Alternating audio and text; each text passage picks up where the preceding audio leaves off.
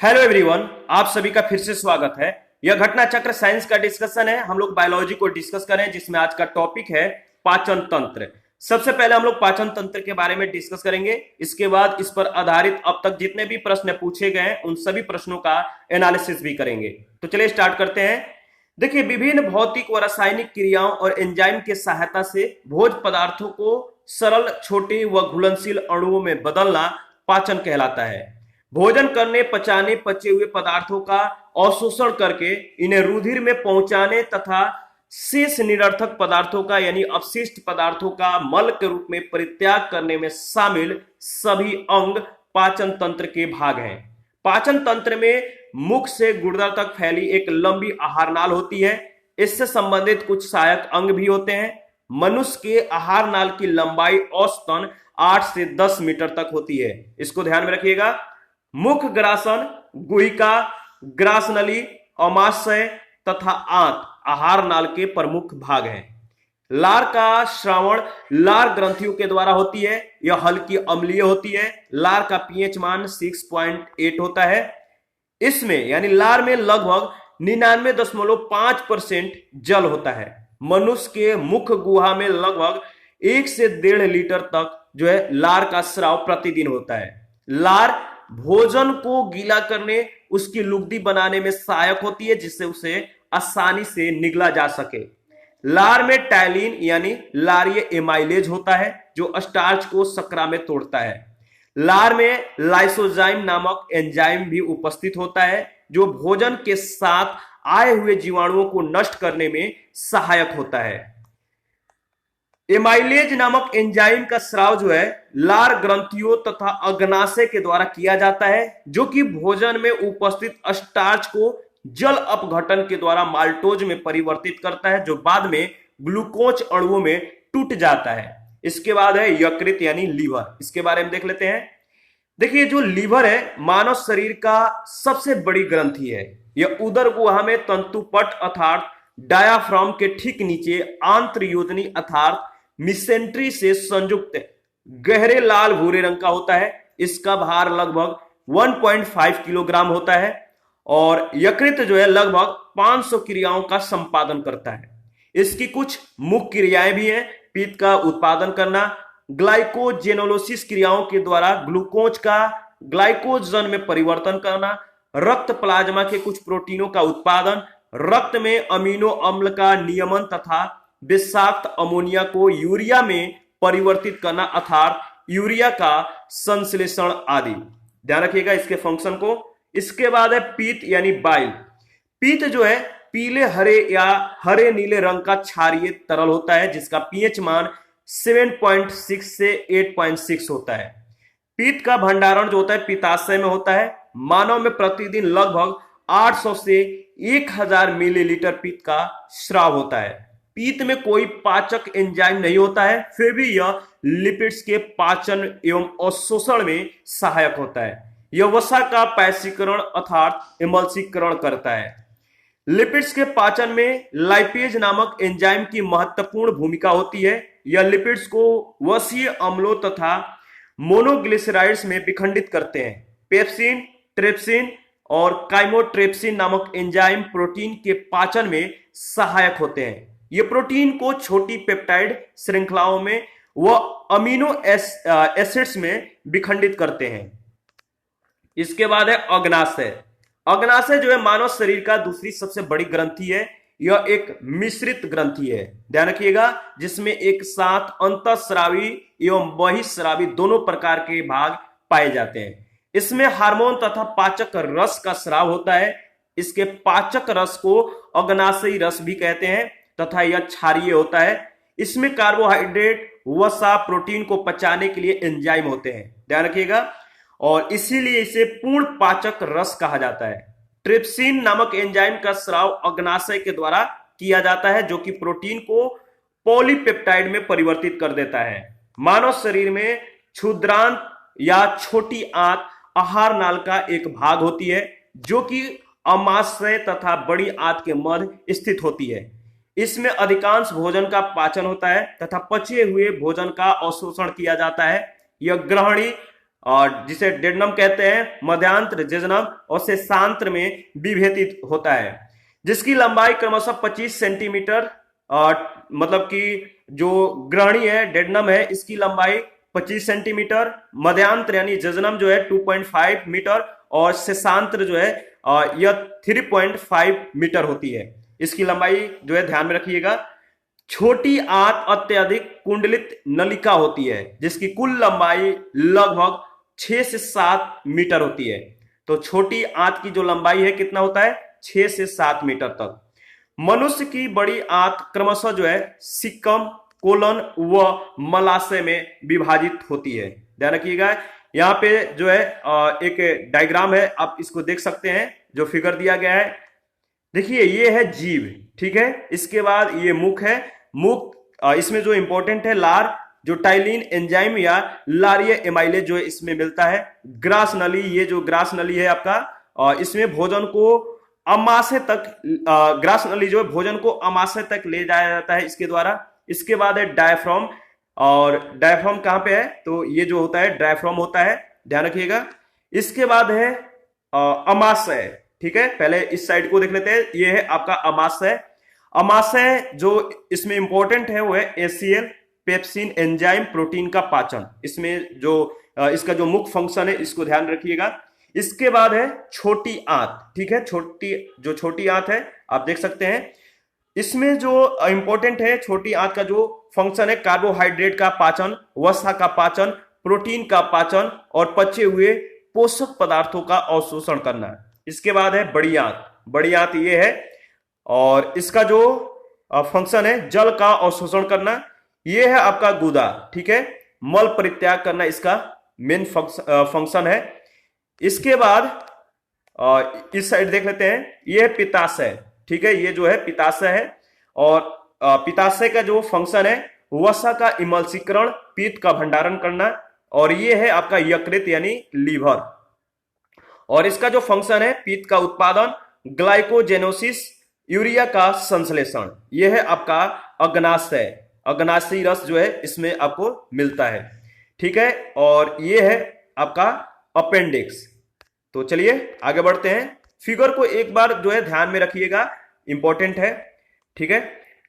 देखिए मानव शरीर में स्थित पुच्छ, जिसे हम अपेंडिक्स कहते हैं, या कृमि रूप परिशेषिका की लंबाई जो है लगभग 4 इंच होती है, जो कि एक अवशेषी अंग होता है, और इसका आकार छोटे कृमि की तरह होता है तथा यह बड़ी आंत से सिकम के द्वारा जो है जुड़ा होता है।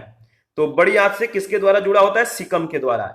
एंजाइम मूलतः देखिए प्रोटीन होते हैं जो बायो उत्प्रेरक के रूप में जैव रासायनिक क्रियाओं को उत्प्रेरित या उनकी गति बढ़ाने का कार्य करते हैं। जैव क्रियाओं में एक विशेष प्रकार के एंजाइम एक विशेष कार्यों को संपादित करते हैं। ये उसी प्रकार का कार्य करते हैं जिस प्रकार एक ताले को खोलने के लिए विशेष चाबी होती है। जाइमेज नामक एंजाइम ग्लूकोज को एथेनॉल में परिवर्तित करता है, ध्यान रखिएगा। और इस पर आधारित पहला प्रश्न है, मानव शरीर में पाचन का अधिकांश भाग किस अंग में संपन्न होता है? आप बताइए, इसके बारे में हम लोगों ने डिस्कस किया है। मानव शरीर में पाचन का अधिकांश भाग किस अंग में संपन्न होता है? पैंक्रियाज, बड़ी आंत, इसके बाद है छोटी आंत और अमाशय। तो सही जवाब होगा छोटी आंत। देखिए मानव शरीर में पाचन का अधिकांश भाग छोटी आंत यानी स्मॉल इंटेस्टाइन में संपन्न होता है। इसके अलावा पचे हुए पदार्थों का अवशोषण जो है मुख्यतः छोटी आंत में ही होता है। हालांकि भोजन का पाचन जो है मुख्य से मनुष्य में मुंह से या मुख से प्रारंभ होकर बड़ी आंत तक चलता रहता है। क्वेश्चन नंबर सेकंड है, मनुष्य की मुख गुहा में निम्न में से किसका पाचन प्रारंभ होता है? मनुष्य की मुख गुहा में निम्न में से किसका पाचन प्रारंभ होता है? इसका सही जवाब होगा कार्बोहाइड्रेट, ठीक है, ध्यान रखिएगा।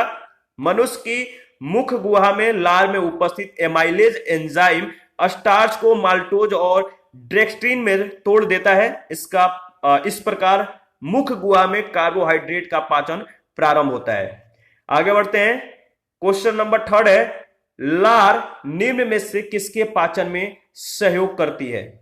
जो लार है निम्न में से किसके पाचन में सहयोग करती है? इसका सही जवाब है स्टार्च। लार के पाचन कार्यों में शामिल है भोजन को गीला करना और भोजन की लुगदी बनाना, ताकि उसे आसानी से यानी भोजन को आसानी से निगला जा सके। लार में जो एंजाइम होता है एमाइलेस होता है, जो स्टार्च को शर्करा में तोड़ता है। लार में लाइसोजाइम नामक एंजाइम भी होता है, जो भोजन के साथ आए हुए जीवाणुओं को नष्ट करने में सहायक होता है। क्वेश्चन नंबर 4 है, कथन ए कह रहा है कि मानव शरीर में यकृत वसा के पाचन में महत्वपूर्ण भूमिका निभाता है। कारण आर है, यकृत दो महत्वपूर्ण वसा पाचक एंजाइम उत्पन्न करता है। बताइए क्या सही है क्या गलत है। देखिए इसमें पहला जो सी है आपका, सी ऑप्शन सही है, यानी पहला यानी ए जो कथन है सही है, परंतु जो कारण दिया गया है आर गलत है। यकृत से पीत की थैली में पीत रस पहुंचता है, जो वसा युक्त भोजन के पाचन में महत्वपूर्ण भूमिका निभाता है। यकृत वसा पाचक एंजाइम नहीं उत्पन्न करता है, ध्यान रखिएगा। 5 नंबर क्वेश्चन है, एंजाइम एक है। एंजाइम क्या है? तो एंजाइम एक बायो उत्प्रेरक है। एंजाइम वस्तुतः प्रोटीन होते हैं जो बायो उत्प्रेरक के रूप में जैव रासायनिक क्रियाओं को उत्प्रेरित या उनकी गति को बढ़ाने का कार्य करते हैं। ठीक है, ध्यान रखिएगा। एंजाइम मूलतः क्या है? एंजाइम मूलतः सी ऑप्शन आपका सही जवाब है, प्रोटीन है। यह क्वेश्चन देख सकते हैं कि बहुत बार पूछा जा चुका है, ध्यान रखिएगा।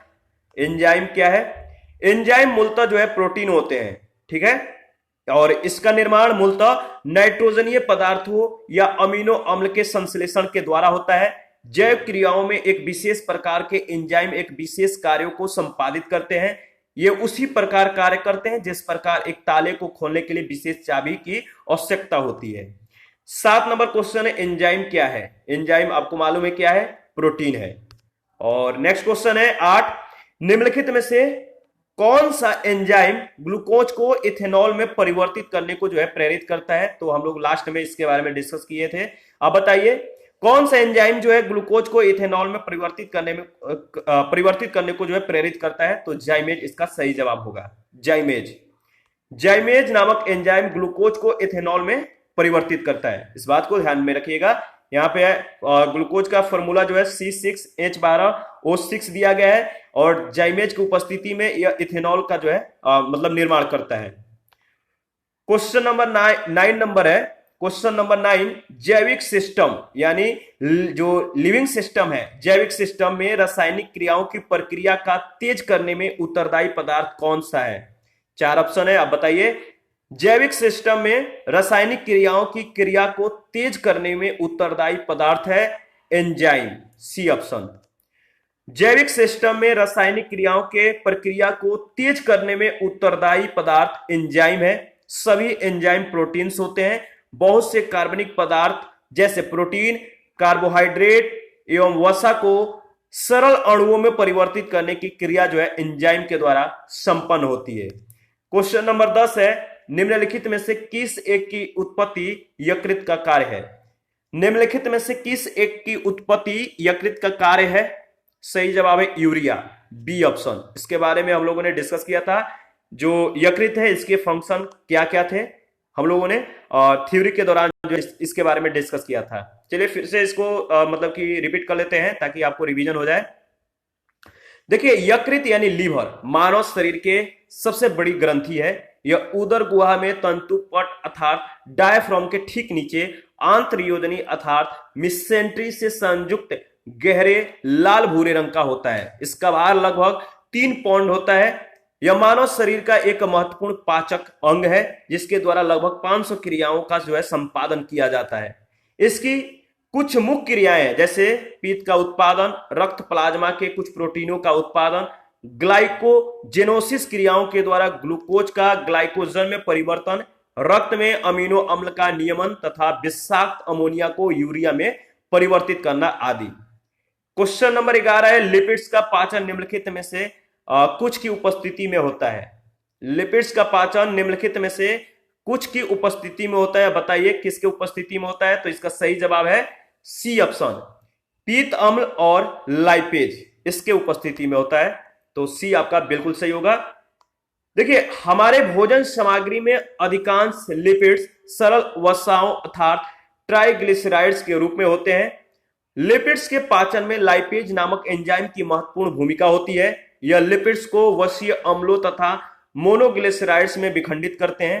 पीत में कोई पाचक एंजाइम नहीं होता है, फिर भी यह लिपिड्स के पाचन और अवशोषण में सहायक होता है। यह वसा का इमल्सीकरण करता है। पेप्सिन नामक एंजाइम प्रोटीन के पाचन में सहायक होता है। तो ध्यान रखिएगा, इंपॉर्टेंट ये सारे पॉइंट थे। 12 नंबर क्वेश्चन है, मानव तंत्र में निम्नलिखित में से कौन सा एक पाचक एंजाइम नहीं है? इसका सही जवाब होगा गैस्ट्रीन। ध्यान रखिएगा, ट्रिप्सिन, ट्रायलिन और पेप्सिन नामक एंजाइम जो है, जिनका स्राव क्रमशः अग्नाशय, लार ग्रंथि और अमाशय के द्वारा किया जाता है। ट्रिप्सिन एक पेप्टाइडेज है जो पेप्टाइड्स को तोड़ने का कार्य करता है। टाइलिन नामक एंजाइम लार में पाया जाता है जो मड यानी स्टार्च को माल्टोज तथा डेक्स्ट्रीन में तोड़ने का कार्य करता है। जबकि गैस्ट्रीन एक हार्मोन है जो कि अमाशय में जी कोशिकाओं यानी जी सेल्स तथा ग्रहणी के द्वारा मुक्त होती है। यह अमाशय के द्वारा गैस्ट्रिक अम्ल के श्रावण को जो है उद्दीप्त करता है। ध्यान रखिएगा। क्वेश्चन नंबर नेक्स्ट है 13 है। कथन ए कह रहा है कि हमारे आहार में सभी प्रोटीनों का पाचन केवल क्या होता है? शुद्रांत्र में होता है। कारण आर है अग्नाशय से प्रोटीनों का पाचन करने वाली एंजाइम को शुद्रांत्र में जो है छोड़ा जाता है। इसका सही जवाब होगा डी ऑप्शन। ए गलत है परंतु आर सही है। कैसे देख लेते हैं इसके बारे में। देखिए, पहला गलत है जबकि कारण जो आर दिया गया सही है। आहार नाल में प्रोटीनों का पाचन अमाशय में ही प्रारंभ हो जाता है, जिसके लिए जठर रस में पेप्सिन नामक एंजाइम भोजन के प्रोटीन को जो है पेप्टोन में बदल देती है।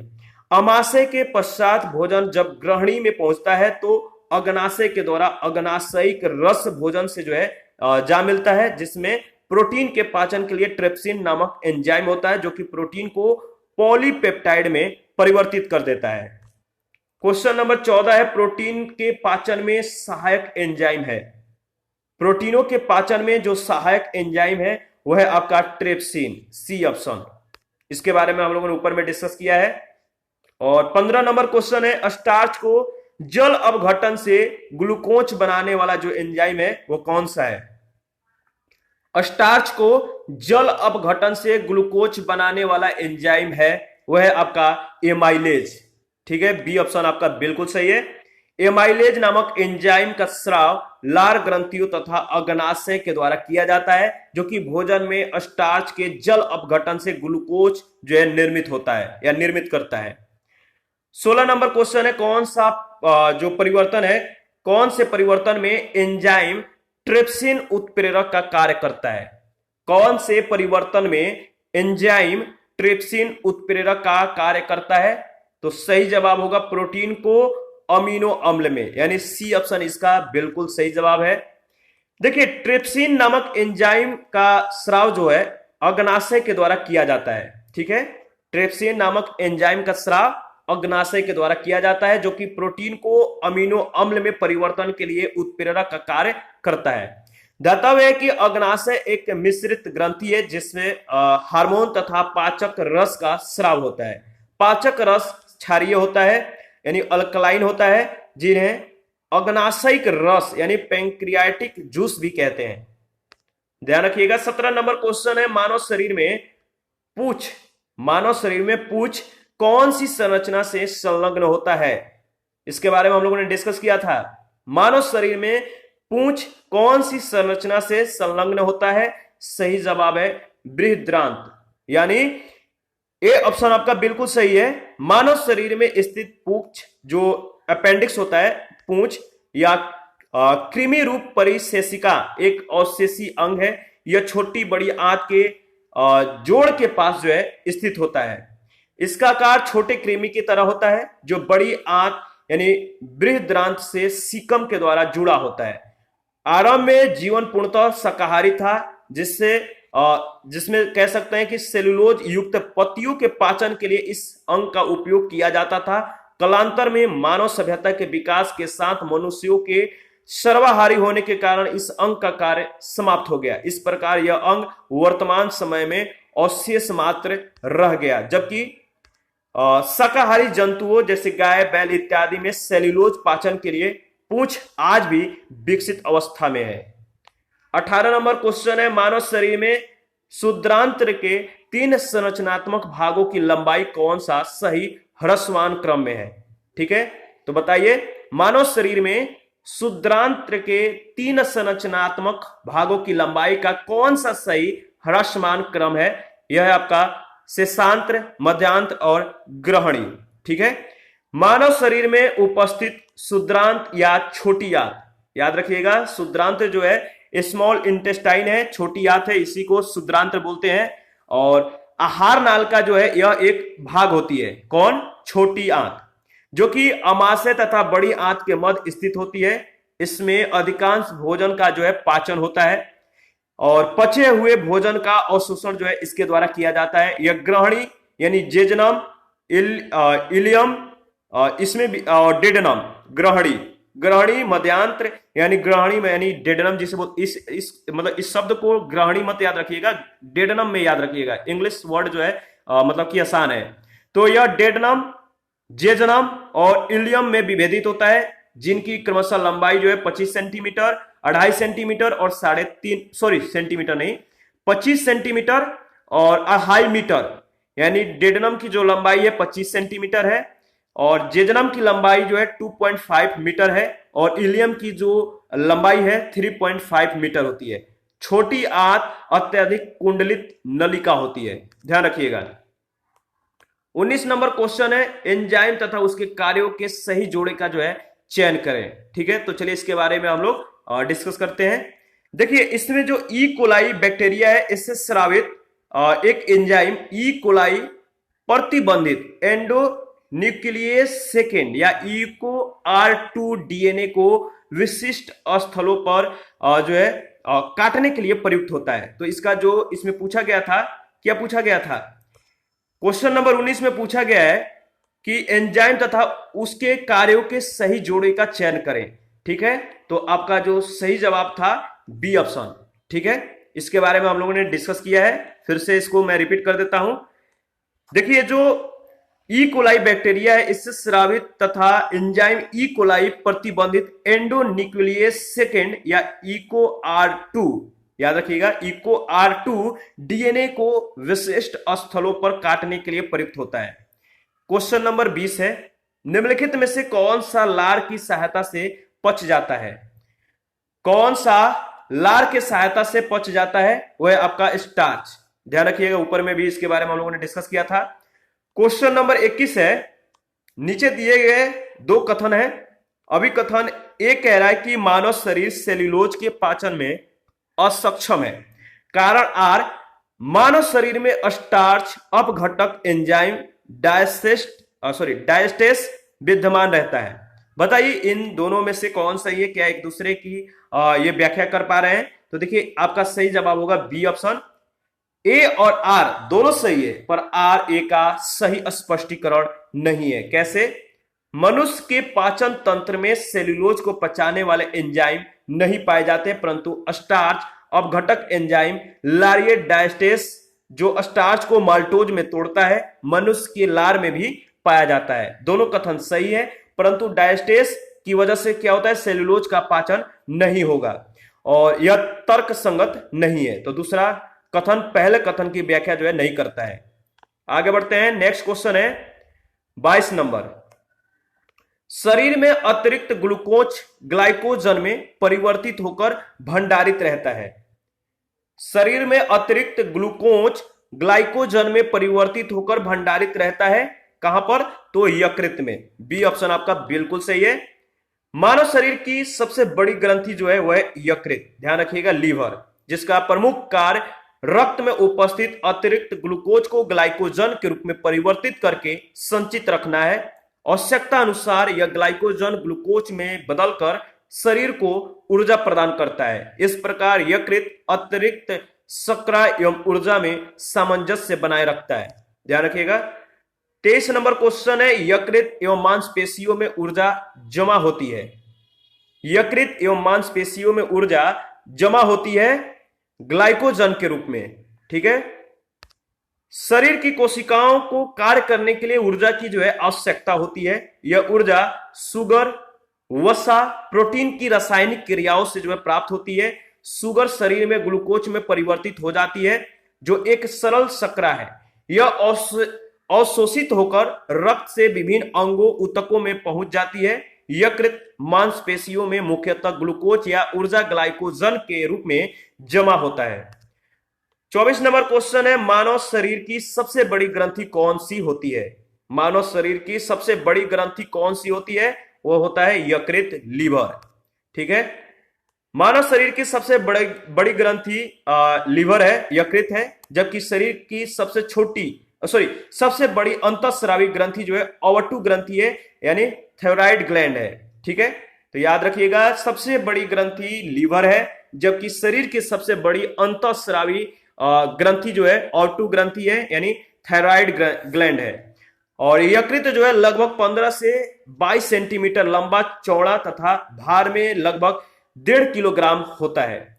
यह एक प्रमुख पाचक ग्रंथि है जो कि कार्बोहाइड्रेट उपापचय, वसा उपापचय और पीत का श्रावण इत्यादि कार्य करती है। 25 नंबर क्वेश्चन है, मानव शरीर में सबसे बड़ी ग्रंथि कौन सी है? तो आपको मालूम है, वह आपका लीवर, यानी बी ऑप्शन। नेक्स्ट क्वेश्चन है, क्वेश्चन नंबर 26 है, निम्न अंगों में से पीत का संचय किसमें होता है? निम्न अंगों में से पीत का, यानी जो बाइल है, इसका संचय किसमें होता है? तो पित्ताशय में।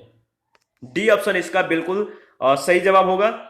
पीत यानी बाइल का श्रावण जो होता है यकृत के द्वारा होता है, किंतु इसके संचय का कार्य जो है पित्ताशय करता है। इसके अलावा यह यकृत से आए पित्त से जल सोखकर इसका अत्यधिक सांद्रण भी करता है। पित्ताशय लगभग 8 सेंटीमीटर लंबी, 4 सेंटीमीटर चौड़ी अंडाकार थैली होती है, जो कि उदर गुहा में स्थित होती है। 27 नंबर क्वेश्चन है, शरीर के किस भाग में पित्त का निर्माण होता है? तो आपको मालूम है, सही जवाब होगा यकृत। और 28 नंबर क्वेश्चन है, पित्ताशय में उपस्थित पत्थर निम्नलिखित में से किसका पाचन प्रभावित करता है? पित्ताशय में उपस्थित पत्थर निम्नलिखित में से किसका पाचन प्रभावित करता है? इसका सही जवाब होगा वसा का, बी ऑप्शन। देखिए, पित्ताशय यकृत से उत्पन्न पीत का भंडारण करता है। पित्ताशय यकृत से उत्पन्न पीत का क्या करता है? भंडारण। पित्ताशय के अंदर पीत अवयव के संघनन से बना हुआ रवाकृत जमाव ही पीत की पथरी है। पीत की पथरी वसा युक्त भोजन के पाचन में समस्या उत्पन्न कर सकती है।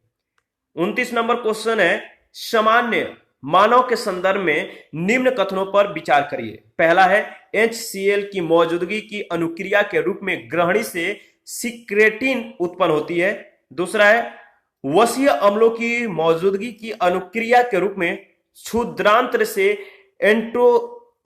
एंट्रोगेस्ट्रॉन उत्पन्न होता है। बताइए, इन दोनों कथनों में से कौन सा सही कथन है? तो दोनों आपका सही कथन है। ठीक है, सिक्रेटिन नामक हार्मोन का श्रावण कायम की अम्लीयता से प्रोत्साहित होता है, जो कि जठरीय श्रावण को रोकता है। क्षुद्रांत्र द्वारा जो है एंट्रोगेस्ट्रोन नामक हार्मोन का जो है श्रावण होता है। ध्यान रखिएगा। 30 नंबर क्वेश्चन है, निम्नलिखित में से कौन सा एंजाइम प्रोटीनों को एमिनो अम्लों में विघटित करता है? सही जवाब है पेप्सिन। प्रोटीन का पाचन अमाशय में प्रारंभ होता है। अमाशय में पेप्सिन नामक एंजाइम प्रोटीनों को छोटे पॉलीपेप्टाइड और उनके घटक अमीनो अम्लों में विघटित करता है। 31 नंबर क्वेश्चन है, सूची 1 सूची 2 के साथ आपको मिलान करने हैं, तो चलिए इसको देख लेते हैं। टाइलिन जो है स्टार्च को पचाता है। पेप्सिन प्रोटीन को पचाता है। रेनिन रक्त में एंजियोटेंसिनोजेन को एंजियोटेंसिन में बदलता है। और ऑक्सीटोसिन जो है मसृण पेशियों यानी स्मूथ मसल्स में सिकुड़न प्रेरित करता है। तो इसके फंक्शन को जो है याद रखिएगा, और इसके बारे में हम लोगों ने ऊपर में भी डिस्कस किया था। 32 में भी आपको जो है मिलान करना है, और इसमें जो है जो मिलान जो इसका सही जवाब होगा बी ऑप्शन होगा। तो देख लेते हैं, ऊपर में हम लोगों ने इसके बारे में डिस्कस किया था। जो विटामिन है, ये विटामिन जो है किसके साथ सुमेलित करता है? कैरोटीन। एंजाइम पेप्सिन है। हार्मोन टेस्टोस्टेरोन या प्रोजेस्टेरोन है। ठीक है, प्रोटीन जो है जो क्रेटीन होता है प्रोटीन होता है, तो इसका संबंध प्रोटीन का किससे है? क्रेटीन से। हार्मोन का जो हार्मोन है इसमें वो है आपका टेस्टोस्टेरोन और प्रोजेस्टेरोन, ये दोनों हार्मोन्स हैं। ठीक है, ध्यान रखिएगा। 33 में भी आपको मिलान करना है। ठीक है, इसके बारे में भी देख लेते हैं। द्राक्ष सकरा, इसका संबंध ग्लूकोज से है। फल सकरा, इसका संबंध फ्रक्टोज से है। दुग्ध सकरा, इसका संबंध लैक्टोज से है। चीनी, इसका संबंध सुक्रोज से है। और स्टीविया, इसका संबंध प्राकृतिक स्वीटनर से है। जो स्टीविया है इसका संबंध किससे है? प्राकृतिक स्वीटनर से। और 34 नंबर क्वेश्चन है, ग्लूकोज का सूत्र क्या है? ऊपर में हम लोगों ने इसके बारे में डिस्कस किया था। ग्लूकोज का सूत्र है C6H12O6। ग्लूकोज एक सरल कार्बोहाइड्रेट है। इसका रासायनिक सूत्र C6H12O6 है। यह जल, एसिटिक अम्ल तथा कई अन्य विलायकों में घुलनशील होता है। यह स्वाद में मीठा होता है, ध्यान रखिएगा। और इसी के साथ आज का सेशन समाप्त करते हैं। नेक्स्ट सेशन में विटामिन एवं पोषण से संबंधित डिस्कस करेंगे। तो आप अपना प्रतिक्रिया जरूर दीजिएगा। आपके प्रतिक्रियाओं का हमें बेसब्री से इंतजार रहता है। और जिन लोगों ने अभी तक टेलीग्राम चैनल और क्विज ग्रुप को ज्वाइन नहीं किया है, तो वीडियो के डिस्क्रिप्शन बॉक्स में इसका लिंक दिया गया है, प्लीज आप लोग ज्वाइन कर लीजिए। आपके लिए बहुत ज्यादा इंपॉर्टेंट है। थैंक यू, मिलते हैं नेक्स्ट सेशन में।